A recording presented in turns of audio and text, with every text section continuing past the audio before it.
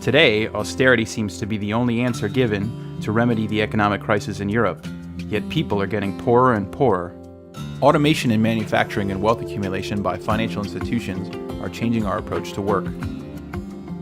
More and more is produced with fewer and fewer people.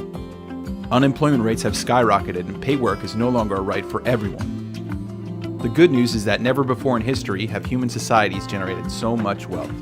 But while this wealth is produced by the work of all, past and present, this wealth is unevenly distributed among citizens.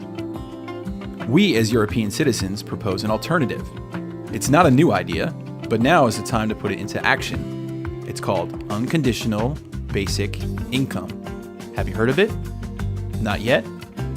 Article 25 of the Universal Declaration of Human Rights states, "Everyone has the right to a standard of living adequate for the health and well-being of himself and of his family, including food, clothing, housing, and medical care, and necessary social services, and the right to security in the event of unemployment, sickness." There it is. Basic income should be universal, individual, unconditional, and high enough to ensure a dignified existence and participation in society. This new fundamental right for humanity not only would eradicate misery, it is also a way to develop non-market-orientated work, such as artists, parents, and volunteers. But it's also an economic measure. A basic income for all means supporting local business. Therefore, it would enable us to fully exercise our citizenship. How do we finance it? Easy.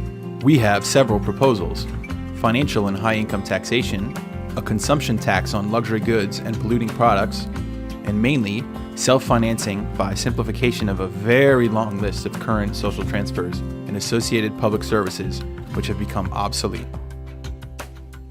What we propose would be much simpler, equal, and transparent. Everyone gets a basic income without even asking for it. But then of course it's up to you to work if you want more money. We as European citizens have now launched an official petition called the European Citizen Initiative to make the European authorities examine our manifesto. So, what's the deal? First of all, we have to surpass a minimum threshold of 7 countries minimum. 15 countries have already joined the campaign and are getting ready to collect signatures. Hopefully others will join up soon. The European Commission must consider our proposals when we reach the 1 million signatures required. If accepted, studies of the different models and amounts of basic income will begin. We must mobilize by organizing events, creating local groups, and creating a buzz by telling your friends and everyone around you that a new idea is growing in Europe.